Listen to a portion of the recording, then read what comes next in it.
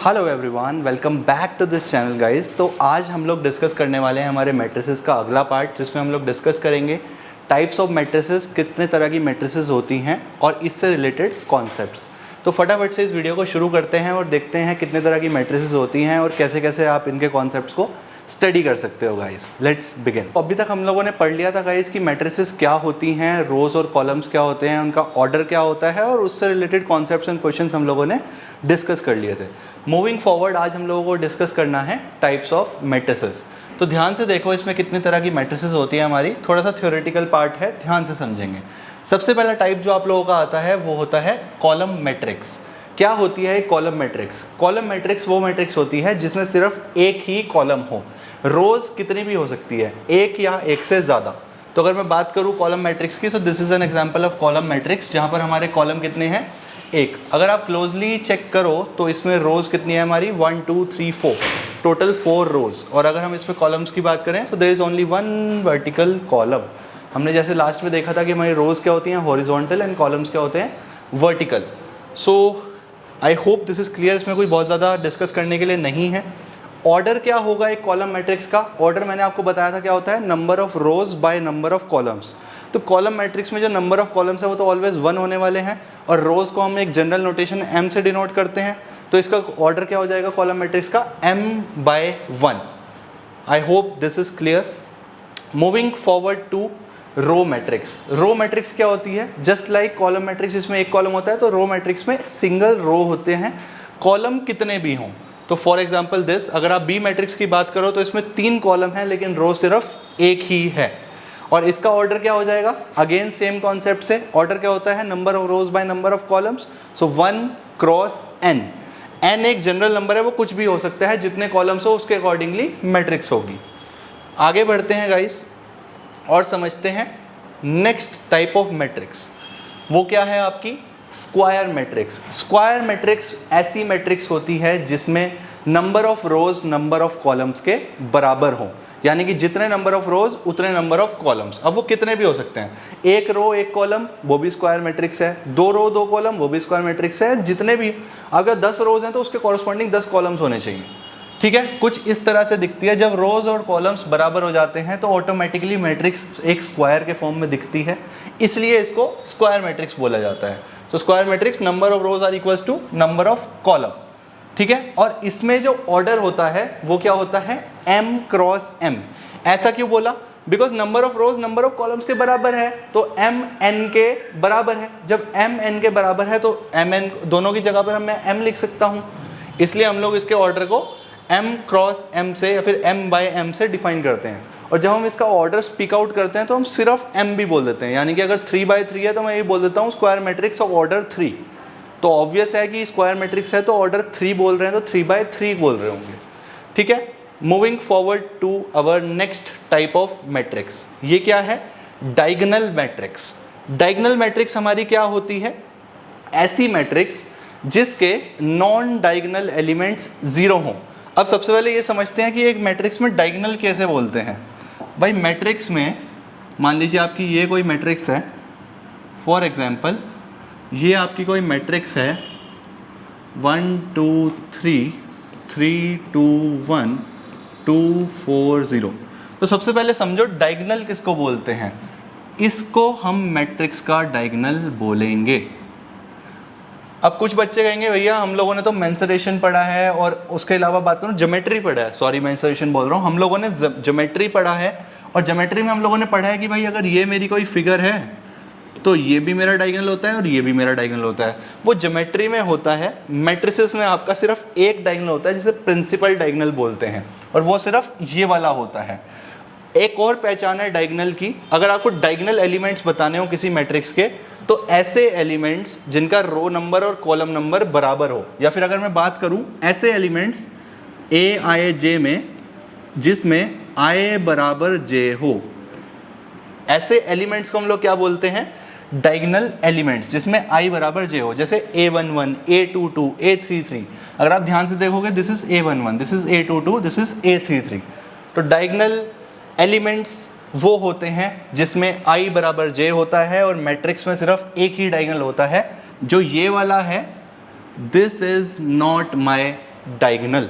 I hope this is clear और इस चीज़ को हम लोग याद रखेंगे। अब बात करते हैं डायगोनल मैट्रिक्स के बारे में। डायगोनल मैट्रिक्स क्या होती है? ऐसी मैट्रिक्स जिसके नॉन डायगोनल एलिमेंट्स जीरो हों। इसका क्या मतलब हो गया? जब i not equals to j हो तो डायगोनल एलिमेंट्स क्या हों? जीरो हों। दोबारा से समझो, इसका मतलब ये हुआ, एग्जाम्पल के रूप में समझते हैं।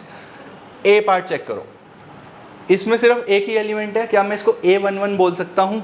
यस बोल सकता हूँ। और ये क्या नॉन जीरो नहीं है मेरा? नहीं है नॉन जीरो, तो ये एक डायगोनल मैट्रिक्स है।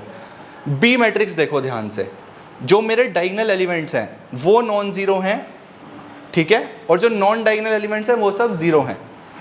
इसमें देखो डायगोनल एलिमेंट्स नॉन जीरो और नॉन डायगोनल एलिमेंट्स जीरो। अब डेफिनेशन देखो, if all of its non-diagonal elements are zero, that matrix is said to be diagonal matrix। यानी कि प्रिंसिपल डायगोनल को छोड़कर, अगर मैं बात करूं इसको छोड़कर या फिर इसको छोड़कर, बाकी सारे एलिमेंट्स अगर जीरो हैं तो वो कहलाएगी डायगोनल मैट्रिक्स। ठीक है, अब इसमें तो एलिमेंट ही एक है, लेकिन है तो वो डायगोनल का। क्यों? क्योंकि ये है A11, first row first column का एलिमेंट, जो कि डायगोनल का एलिमेंट भी होता है। I बराबर J मैंने अभी आपको बताया, तो इसलिए ये भी एक डायगोनल मैट्रिक्स है। Moving forward to scalar matrix. अब स्केलर मैट्रिक्स क्या होती है? स्केलर मैट्रिक्स भी एक डायगोनल मैट्रिक्स है। जो डायगोनल की डेफिनेशन है डायगोनल मैट्रिक्स की, वही स्केलर मैट्रिक्स की डेफिनेशन है। डिफरेंस कहाँ पर आता है? डिफरेंस यहाँ पर आता है कि स्केलर मैट्रिक्स के जो डायगोनल एलिमेंट्स हैं वो बराबर होते हैं, यानी कि एक जैसे होते हैं। एक जैसे का मतलब देखो ध्यान से, ये तीन हमारे स्केलर मैट्रिसेस के एग्जांपल है। बी, अगर मैं इसके डायगोनल की बात करूं तो ये मेरा डायगोनल है मैट्रिक्स का, this is my diagonal, this is my diagonal. अब एक डायगोनल मैट्रिक्स को स्केलर मैट्रिक्स होने के लिए उसके जो डायगोनल वाले एलिमेंट हैं वो सेम होने चाहिए। ध्यान से देखो, यहाँ सारे √3 हैं, तो क्या ये डायगोनल मैट्रिक्स है? हाँ, वो तो तभी हो गई थी जब ये नॉन डायगोनल वाले एलिमेंट्स जीरो थे। लेकिन क्या ये स्केलर मैट्रिक्स भी है? Yes, this is also scalar matrix, क्योंकि ये ऐसी डायगोनल मैट्रिक्स है जिसमें जो भी आपके डायगोनल एलिमेंट्स हैं वो सब सेम हैं।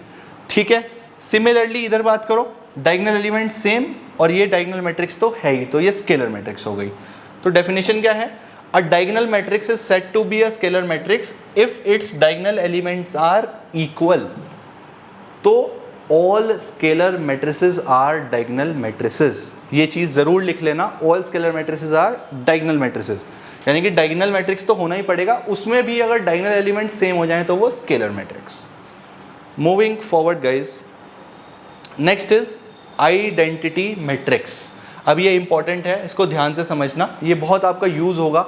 आइडेंटिटी मैट्रिक्स को हम लोग I से भी डिनोट करते हैं, यानी कि अगर मैं आइडेंटिटी मैट्रिक्स की बात करूं तो हम लोग इसको I से भी डिनोट करते हैं, और जो भी इसका ऑर्डर हो उसको हम लोग यहाँ पर IN लिख देते हैं। अब अगर N 1 है, यानी कि अगर ऑर्डर 1 की मैट्रिक्स है तो मैं उसको क्या लिख दूंगा? I, सिर्फ I। ऑर्डर 2 की है तो I नीचे 2, ऑर्डर 3 है तो I नीचे 3। ठीक है, तो आइडेंटिटी मैट्रिक्स को हम लोग सबसे पहले तो ऐसे रिप्रेजेंट करते हैं। ठीक है, ये मैं रब कर रहा हूँ। अब आइडेंटिटी मैट्रिक्स क्या होती है? आइडेंटिटी मैट्रिक्स वो होती है, हमने पढ़ा डायगोनल मैट्रिक्स क्या होती है। डायगोनल मैट्रिक्स के बाद हम लोगों ने पढ़ा कि उसके बाद स्केलर मैट्रिक्स क्या होती है। अब ऐसी स्केलर मैट्रिसेस जिनका जो वो सेम एलिमेंट था ना डायगोनल पर, वो 1 हो जाए, 1 सारे 1 हो जाएं, तो वो कहलाती है आइडेंटिटी मैट्रिक्स। कैसे? ध्यान से देखो, a square matrix in which elements in the diagonal are all 1 and rest are all 0 is called an identity matrix। ठीक है, in other words the square matrix aij n by n is an identity matrix if aij n by n एक identity matrix होगी। कब? अब इसको समझो, रट तो लोगे आप लेकिन समझना है आपको, रटना नहीं है भाई। ये कब होगी आपकी आइडेंटिटी मैट्रिक्स? जब मेरे डायगोनल एलिमेंट सारे क्या हो जाएं? 1। डायगोनल एलिमेंट्स जितने भी हैं वो कैसे होते हैं? वो वो उन पोजीशंस पर होते हैं जब i बराबर j हो, यानी कि मेरा aij 1 के बराबर होना चाहिए जब मेरा i बराबर j हो। a11, a22, a33 and so on, ये सारे डायगोनल एलिमेंट्स मेरे 1 होने चाहिए। और जब i बराबर j ना हो, यानी कि i not equals to j, इसका मतलब नॉन डायगोनल एलिमेंट्स, वो सारे कंपल्सरीली क्या होने चाहिए, 0 होने चाहिए। तो वही यहाँ पर लिखा होगा कि कोई भी मैट्रिक्स आइडेंटिटी मैट्रिक्स तब होगी जब उसके एलिमेंट्स का जनरल रिप्रेजेंटेशन हमने दे दिया।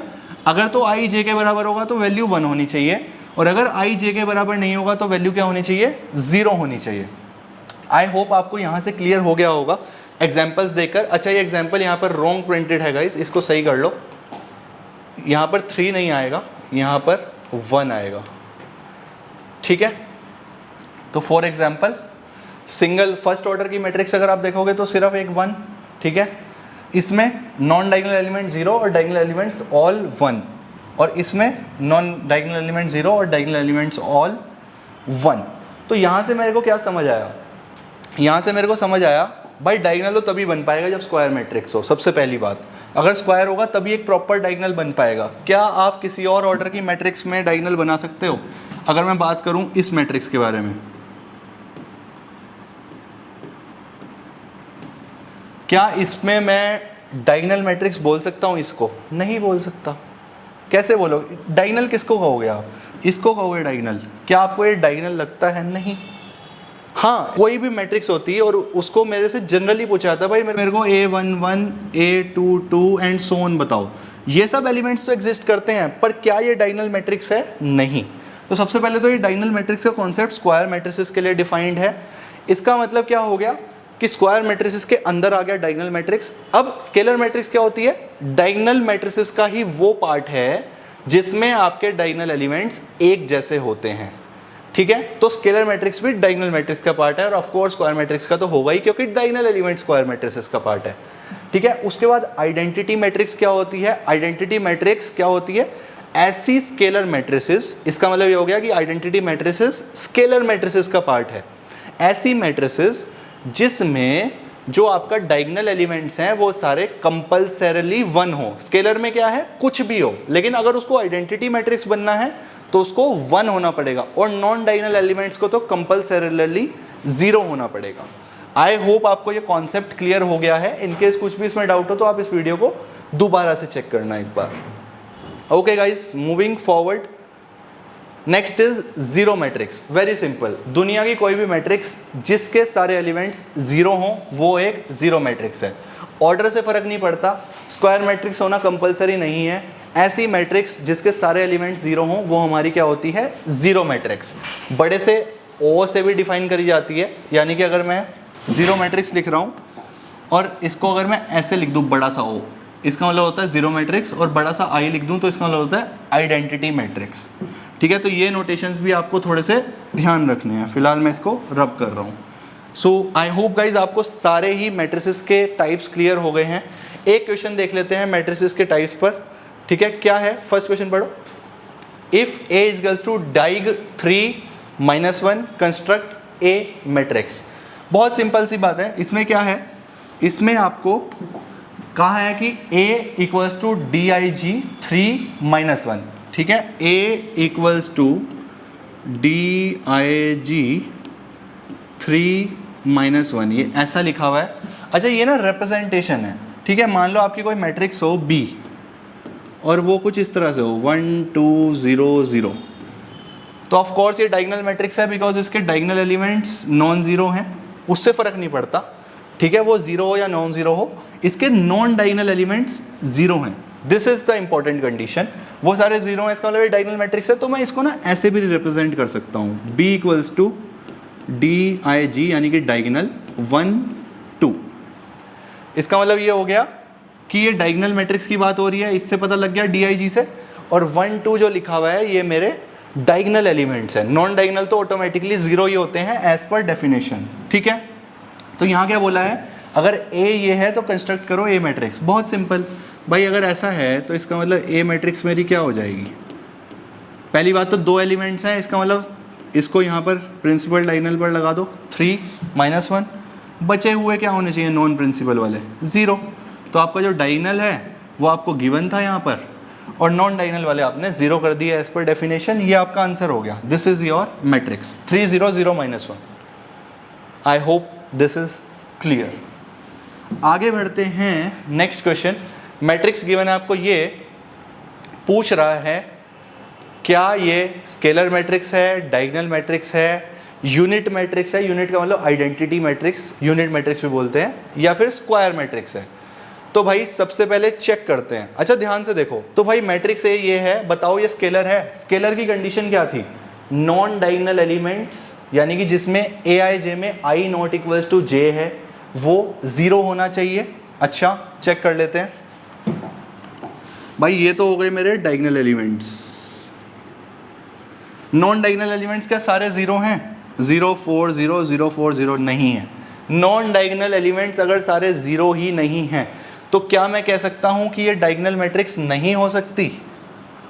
क्या मैं कह सकता हूं कि ये डायगोनल मैट्रिक्स नहीं हो सकती? नहीं हो सकती भाई, क्योंकि नॉन डायगोनल एलिमेंट 0 ही नहीं है। अच्छा अब अगर डायगोनल नहीं है तो क्या ये स्केलर हो सकती है? नहीं हो सकती, बिकॉज स्केलर तो डायगोनल मैट्रिक्स का ही एक स्पेसिफिक टाइप है जिसमें डायगोनल एलिमेंट्स सेम होने चाहिए। और अगर स्केलर नहीं हो सकती तो आइडेंटिटी कहाँ से हो जाएगी, या फिर यूनिट कहाँ से हो जाएगा? वो भी नहीं हो सकता, बिकॉज एनीवे जब डायगोनल नहीं है तो यूनिट तो बाद में डिफाइन होगा ना। ये सब डायगोनल का पार्ट ही तो है, स्केलर और यूनिट। तो मेरा अल्टीमेटली आंसर क्या हो गया? सिर्फ ये एक स्क्वायर मैट्रिक्स है, क्योंकि इसके number of rose number of columns के बराबर है और वो दिख भी रहा है। आई होप आपको ये चीज़ क्लियर हो गई है गाइस। अब वो इस तरह से मैथमेटिकल कॉन्सेप्ट्स को आपके शफल भी करता है। इसमें उसने ट्रिग्नोमेट्री ऐड कर दिया। कैसे ऐड कर दिया? क्वेश्चन है ए मैट्रिक्स गिवन है, ए मैट्रिक्स में बताओ किस वैल्यू ऑफ अल्फा के लिए ए एक आइडेंटिटी मैट्रिक्स बन जाएगा। यानी कि आपको यहाँ पे ट्रिग्नोमेट्री भी यूज़ करनी पड़ेगी और आपको मैट्रिसेस के कॉन्सेप्ट्स भी आने चाहिए। भाई ये मेरी ए मैट्रिक्स है, बताओ किस अल्फा के लिए ए एक आइडेंटिटी मैट्रिक्स बन जाएगी। तो ए मेरे को गिवन है cos alpha minus sine alpha and cos alpha.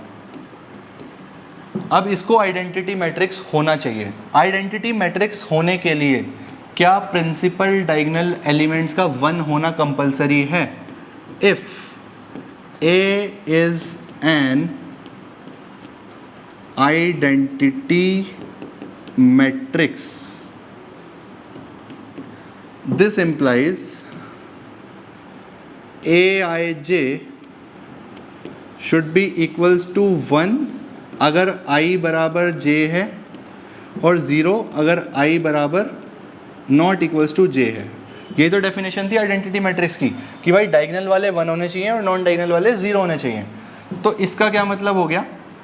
इसका मतलब हो गया कि ये कॉस अल्फा भी मेरा 0 होना चाहिए, सॉरी कॉस अल्फा मेरा 1 होना चाहिए, एंड यहाँ पर भी कॉस अल्फा है, साइन अल्फा मेरा 0 होना चाहिए, माइनस साइन अल्फा भी मेरा 0 होना चाहिए।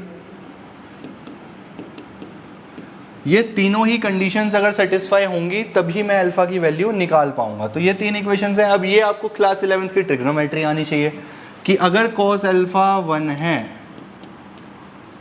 अच्छा अब यहाँ पर एक चीज़ है वो समझो। अब अगर cos अल्फा 1 है तो जिसने ढंग से ट्रिग्नोमेट्री पढ़ी होगी वो ये बात समझता है कि cos अल्फा बराबर 1 के लिए अल्फा की बहुत सारी वैल्यूज़ हो सकती हैं, बहुत सारी वैल्यूज़ हो सकती है। क्यों हो सकती है?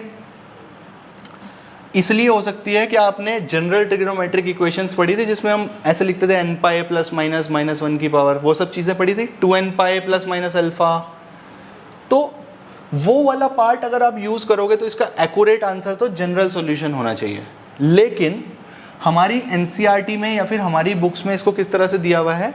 हमें हमारी एनसीईआरटी में ये कंसीडर करके दिया हुआ है कि ये हमारे एक ही सर्कल में है, यानी कि 4 क्वाड्रेंट के अंदर ही आंसर आना चाहिए, बेसिकली 180 डिग्री तक। या फिर मैं बात करूं, हाँ 180 डिग्री तक हम लोग इसमें कंसीडर कर रहे हैं।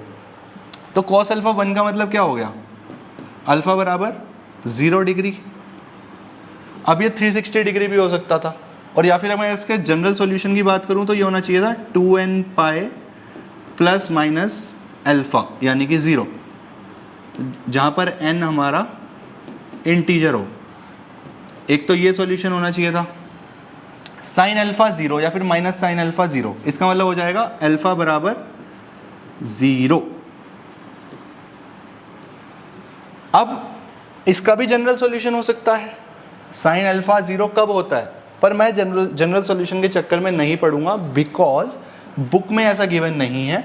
स्टिल अगर कॉम्पिटिटिव एग्जाम में आता है तो आपको जनरल सॉल्यूशन का कोलिजन ही लिख कर आना है। For our understanding for CBSE board examinations, जैसा कि बोर्ड में पूछा गया है कभी ये मल्टीपल चॉइस में, तो उस केस में उन्होंने जनरलाइज सॉल्यूशन नहीं दिया, उन्होंने सिर्फ कॉमन वाला जो हम शुरू के क्वाड्रेंट्स पढ़ते हैं उसके अकॉर्डिंग पूछा। तो उसके अकॉर्डिंग बात करूं मैं तो इसका भी अल्फा 0 आ रहा है एंड इसका भी अल्फा 0 आ रहा है, तो कॉमन मेरा अल्फा का सॉल्यूशन क्या आ जाएगा 0। तो मेरे अल्फा की क्या वैल्यू होनी चाहिए 0 डिग्रीज।